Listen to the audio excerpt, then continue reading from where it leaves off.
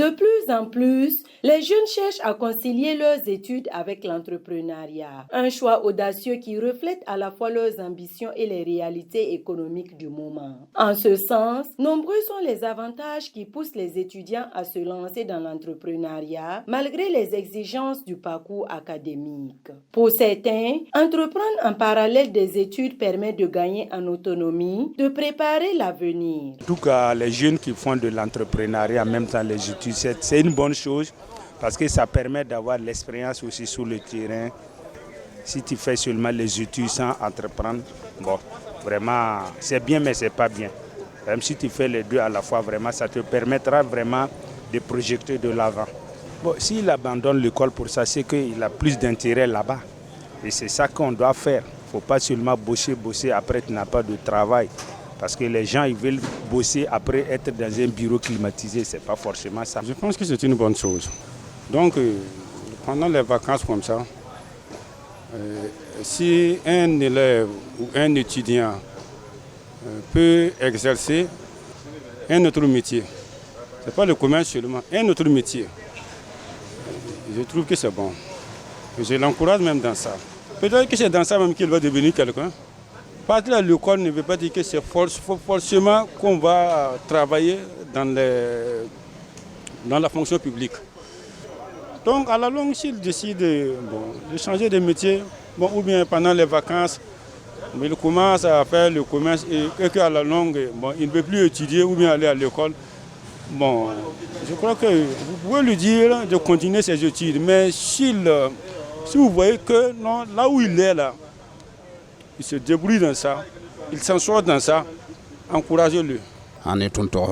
Pour moi, la conciliation entre les études et l'entrepreneuriat est l'idéal. Le manque de moyens des parents peut les conduire à concilier les deux afin de pouvoir régler les frais scolaires. Cela peut également avoir un impact négatif sur les études si ce dernier finit par s'intéresser beaucoup plus au gain de l'entrepreneuriat. Mais il y a de nombreux étudiants qui arrivent à régler leurs frais scolaires et s'en sortent très bien. Je pense que l'idéal serait d'associer études et business. J'apprends à mes enfants à faire cela, surtout pendant les vacances. Auparavant, les parents encourageaient les enfants à étudier uniquement pour réussir à travers l'école. Par contre, de nos jours, ils sont très nombreux et cela pose un problème de réussite. Alors, l'idéal est de concilier les deux. Une fois qu'on a étudié, on est mieux aguerri pour mieux entreprendre. Et si toutefois, ils obtiennent un métier grâce aux études, on rend grâce à Dieu.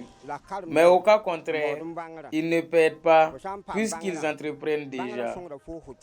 Que ce soit l'agriculture, l'élevage, le commerce, les études sont un grand avantage pour mieux entreprendre. Et je peux dire que ce sont les raisons d'inscrire les enfants à l'école de nos jours et non pour se contenter de devenir ministre ou exercer des domaines forcément liés aux études. Étudier pour améliorer ses connaissances afin de mieux entreprendre dans l'avenir. À cette occasion, un étudiant raconte avoir tenté l'expérience, mais les difficultés rencontrées l'ont poussé à abandonner. De nos jours, il y a vraiment un problème d'emploi.